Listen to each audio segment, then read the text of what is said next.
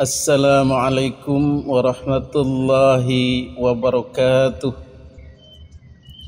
Alhamdulillahilladzi hadana lihadza wa ma kunna linahtadiya laula an hadanallah. Asyhadu an la ilaha illallah wahdahu la syarikalah wa asyhadu anna Muhammadan abduhu wa rasuluhu la nabiyya ba'dah. Salatu wassalaman ala rasulillah. Amma ba'du. Hadirin netizen yang dimuliakan Allah Subhanahu wa taala, pada video kali ini kita akan mengulas apa yang disampaikan Dr. Yasir Muhammad Arafat, pakar sejarah yang merasa prihatin terhadap klaim-klaim Ba'alwi terhadap tokoh-tokoh nasional yang asli Jawa, asli pribumi. Jika kita mau gali, mau cari informasi tentang berapa banyak makam-makam tokoh yang sebenarnya asli pribumi, tidak ada Arab-Arabnya, tidak ada Yaman-Yamannya, tetapi kemudian dalam datanya, dalam silsilahnya, dalam exposure atau pemaparan sejarahnya menjadi Ba'alwi, menjadi keturunan Yaman, menjadi tersambung kepada silsilah-silsilah Ba'alwi. Kenapa bisa begitu? Itu karena mereka sudah berkuasa lama, sehingga dengan mudah mengkooptasi atau mengintervensi sejarah-sejarah Indonesia. Karena rata-rata orang pribumi merasa inferior, merasa rendah diri, merasa bodoh di hadapan para habaib Ba'alwi itu.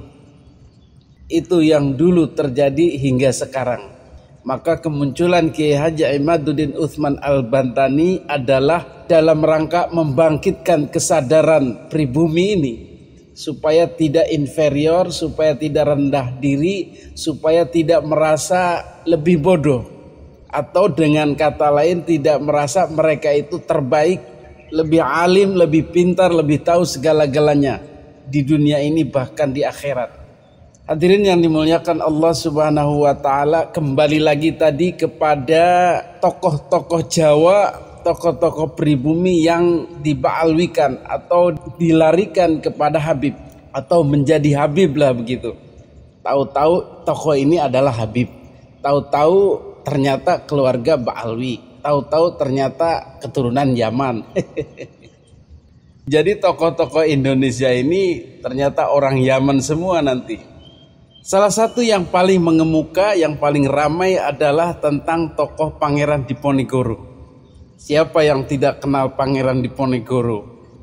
Jadi dalam serat Raja Putra, Pangeran Diponegoro itu adalah anak dari Sultan Hamengkubuwono III.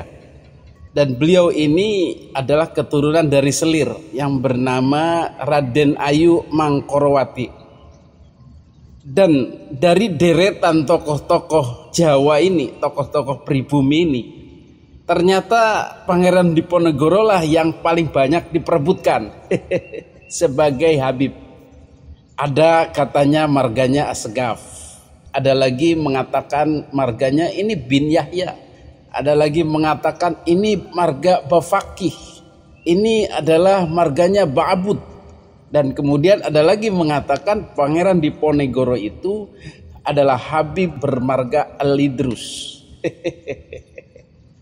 Kata Profesor Yasir, ini lucu. Saking semangatnya mengklaim sampai ugal-ugalan memberikan marga. Klaimnya itu tidak kompak, tapi saenake dhewe. Marga inilah, marga itulah, marga anu. Yang penting Ba'alwi. Jadi orang-orang yang pengklaim itu, kata Profesor Yasir, kumpulin aja tuh. Ini maunya yang mana, Ba'alwi yang mana? Kalau mengklaim yang serius. Kemudian klaim Ba'alwi yang lebih gila lagi adalah pemindahan makam. Jadi makamnya itu ada di Jawa, bukan di Makassar.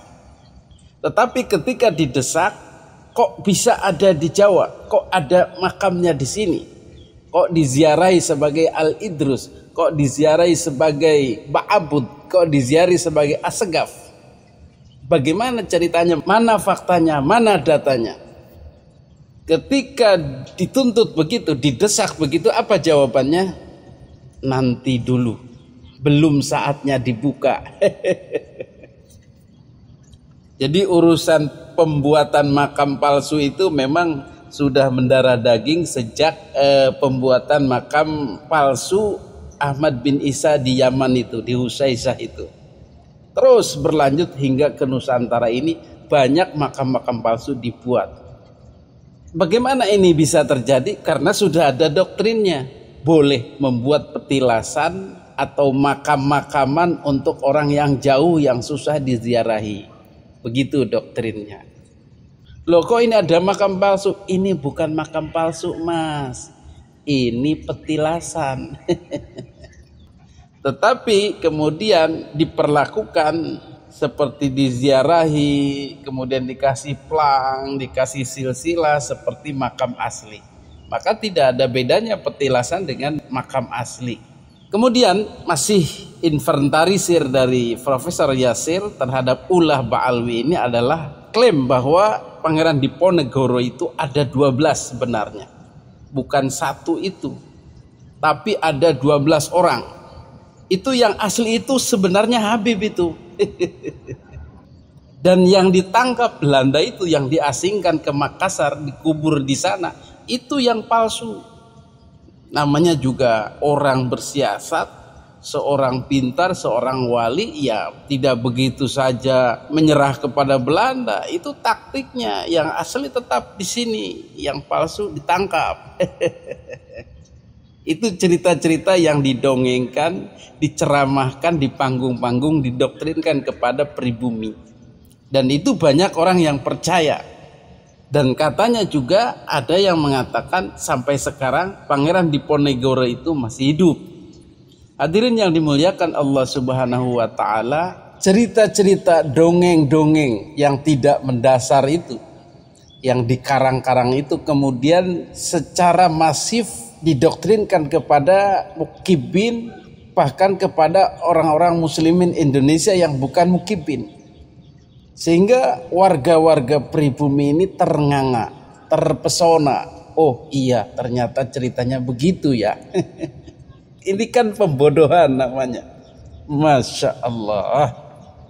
Tetapi kemudian ketika ada orang membicarakan data, berbicara fakta yang sesungguhnya berdasarkan sejarah, penelitian, dedikasi selama bertahun-tahun, diantaranya adalah seorang doktor sejarah Peter Carey dari Inggris, maka buku-buku Peter Carey ini ditolak. Padahal Peter Carey ini sangat ilmiah. Beliau meneliti perjalanan Pangeran Diponegoro itu selama kurang lebih 40 tahun.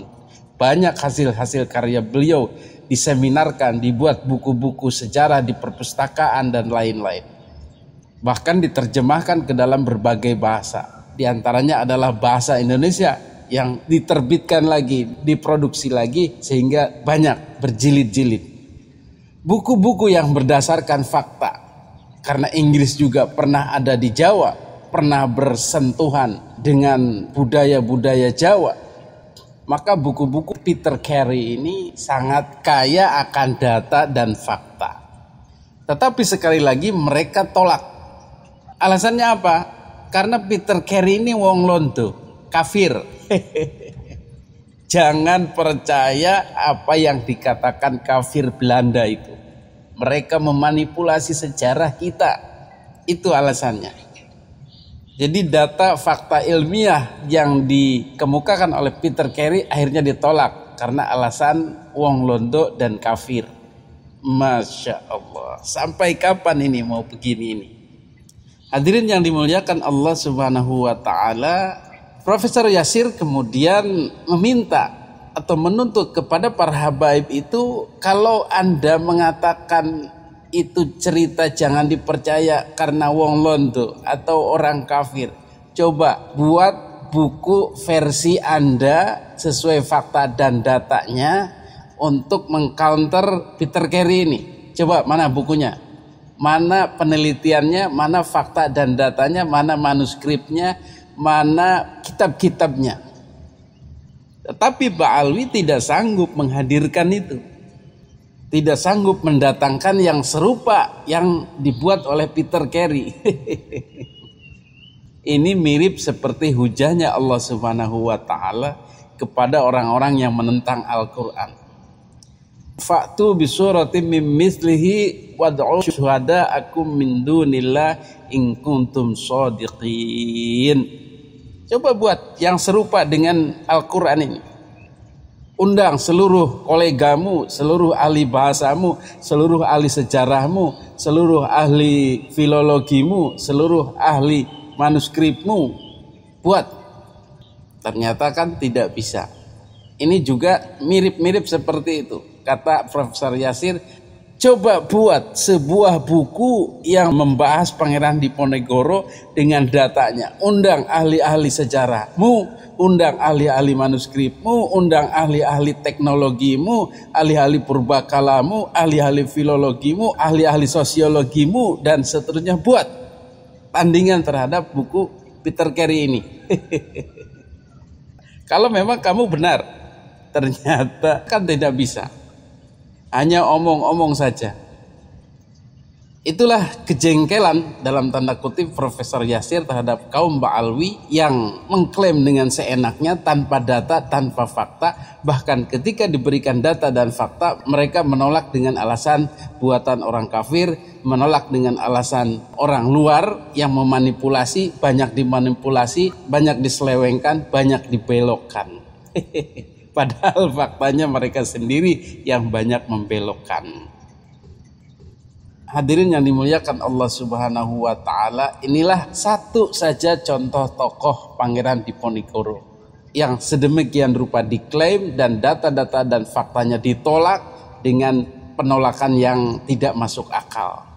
Banyak pula yang kemarin tak kalah heboh itu adalah Kangjeng Raden Tumenggung Sumodiningrat yang diba'alawikan menjadi Habib Hasan bin Toha bin Yahya. Kasusnya juga sama, tanpa ada data, tanpa ada fakta, hanya cerita-cerita yang dijadikan hujah yang utama. Juga di situ ada keterlibatan Peter Carey yang juga mempunyai data dan fakta yang akurat. Kasusnya sama. Dan kasus-kasus ini terjadi pada tokoh-tokoh yang lain. Oleh karenanya kita harus waspada terus, harus pintar membaca sejarah, harus pintar menggali sejarah pribumi yang asli. Hadanallahu wa iyyakum ajmain. Wassalamualaikum warahmatullahi wabarakatuh.